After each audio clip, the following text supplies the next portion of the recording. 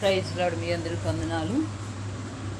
చూడండి, నూతనంగా చర్చికి వచ్చేవాళ్ళు ఒకసారి దేవుని వాక్యం వాళ్ళకి అర్థం కాదు. మొట్టమొదటికి వచ్చిన వాళ్ళకి వాళ్ళు మొదటగా దేవుని సన్నిధికి వచ్చి ఏం చూస్తారంటే ఆ మందిరాన్ని పరిశీలనగా చూస్తారు.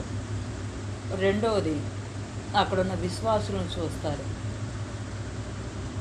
మేము దేవుని సన్నిధికి కొత్తగా వెళ్ళినప్పుడు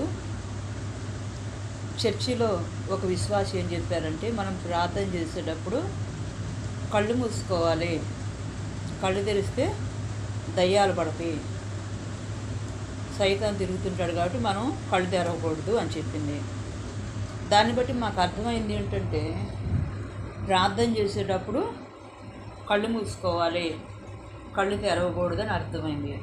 కానీ ఈ దినాల్లో ఏం చేస్తున్నారు, ప్రార్థన జరుగుతూ ఉంటే అటు ఇటు తిరగటము, ప్రార్థన జరిగేటప్పుడు కళ్ళు తెరిచి చూడటము, ప్రార్థన చేసేటప్పుడు కూడా ఎవరెలా ప్రార్థన చేస్తున్నారు, ఎవరు అలాంటి చీర కట్టుకున్నారు, ఎవరు అలాంటి బట్టలు కట్టుకున్నారు, ఎవరు ఏ విధంగా గాజులు వేసుకున్నారు, ఎవరు ఏ విధంగా చూస్తున్నారు, ఇది పరిశీలించుతారు. కాబట్టి దేవుని మీద మనసు పెట్టలేరు. కాబట్టి నూతనంగా వచ్చిన విశ్వాసులని ఏం చేయాలి, ఈ పాత వాళ్ళు పలకరించాలి.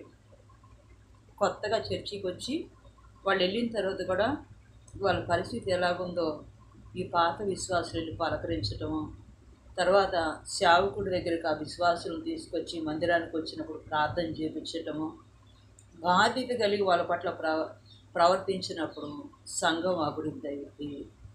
దేవుని ప్రేమను చూపించినప్పుడు సంఘం అభివృద్ధి అయింది. Praise the lord.